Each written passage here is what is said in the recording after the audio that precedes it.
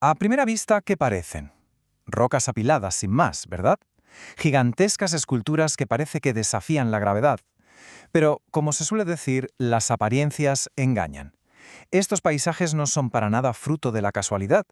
Cuentan una historia épica, una crónica de fuego, agua y, sobre todo, de mucho tiempo, que se ha desarrollado a lo largo de millones de años. Hoy vamos a desvelar cómo se esculpen estas increíbles formas del granito. Claro, la pregunta que nos hacemos todos al verlas es inevitable. ¿Cómo es posible que una roca de varias toneladas se pueda mantener en un equilibrio tan precario? Uno podría pensar que esto lo ha puesto ahí un gigante, pero la respuesta es mucho más fascinante y está oculta en la propia naturaleza de la piedra y en las fuerzas que la moldean. Bueno, para empezar a desenredar este misterio, lo primero es ponerle nombre. A estas formaciones tan curiosas se las conoce como piedras caballeras. Son, por así decirlo, la joya de la corona de estos paisajes, unos bloques de granito enormes que parecen colocados con un cuidado exquisito sobre un pedestal, casi desafiando a la propia gravedad. Vale. Antes de meternos a hablar del escultor y de sus herramientas, tenemos que entender con qué estamos trabajando. O sea, el lienzo, el material base de todo este arte natural, el granito. Porque su origen y su composición son de hecho el primer capítulo de toda esta historia. A ver, el granito, para que nos entendamos, nace del fuego. Es lo que se llama una roca ígnea plutónica. Esto significa que se formó a partir de magma que se enfrió muy lentamente a kilómetros de profundidad bajo la superficie de la Tierra. Ojo, que si ese magma hubiera salido de golpe, tendríamos una roca volcánica. Pero no, este enfriamiento tan lento es lo que le permitió formar grandes cristales. Pero claro, si cogemos un trozo de granito y lo miramos de cerca, vemos que no es una masa uniforme. Está compuesto por una mezcla de minerales, principalmente tres: los feldespatos, el cuarzo y las micas. Y esta combinación no solo le da ese aspecto moteado tan característico, sino que, y esto es la clave de todo, cada uno de estos minerales reacciona de una forma completamente distinta ante el paso del tiempo y el agua. Ahora vamos a echar la vista atrás. Pero muy atrás. El granito que vemos hoy se formó o cristalizó hace unos 300 millones de años. 300 millones.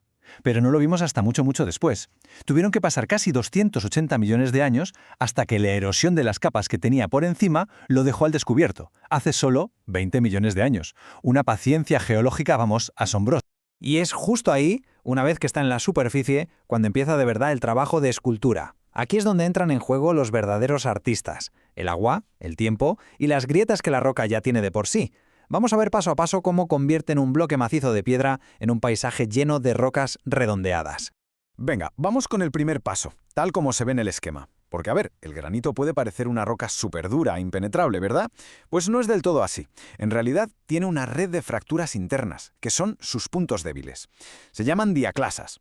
Por ahí, por esas grietas, se cuela el agua de la lluvia y empieza a empapar la roca desde dentro. Aquí empieza el ataque. Y aquí es donde viene la parte más alucinante, el segundo paso. El agua no solo moja la roca, no, la ataca químicamente. Es un proceso que se conoce como meteorización. ¿Y qué hace? Pues avanza desde esas fracturas hacia el corazón de cada bloque, pudriendo, por así decirlo, los minerales más débiles, los feldespatos y las micas, hasta que los convierte en una especie de arena. Al final, ¿qué es lo único que aguanta? Pues el núcleo de roca sana, el corazón del bloque. Y ya rematamos la faena con el tercer y último paso, la limpieza. La erosión, o sea, el viento y la lluvia, se encarga de barrer, de llevarse por delante toda esa arena de roca descompuesta. ¿Y el resultado?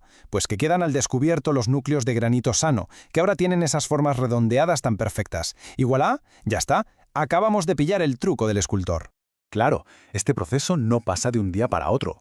Repetido durante miles y miles de años, no creas solo una roca curiosa, sino todo un paisaje que tiene un nombre muy específico. El resultado final de esta escultura geológica es el berrocal.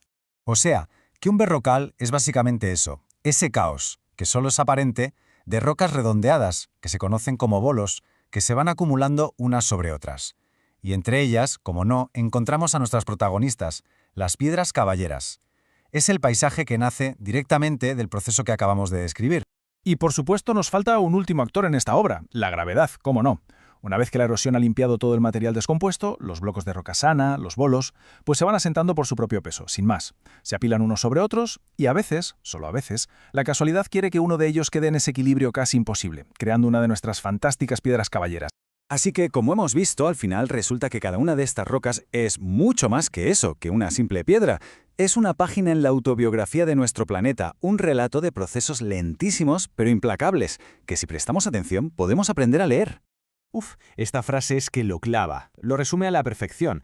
O sea, que no estamos viendo algo estático, una foto fija. No, lo que vemos hoy es simplemente una instantánea, el capítulo actual de una historia larguísima que empezó en las profundidades de la Tierra. Y todo esto, al final, nos lleva a una última reflexión. La próxima vez que veamos una montaña, un acantilado o una simple piedra en el camino, a lo mejor vale la pena pararse un momento y mirarla de otra forma. Porque cada roca tiene una historia, solo tenemos que aprender a escucharla. ¿Qué otras historias estarán esperando a ser descubiertas justo a nuestro alrededor?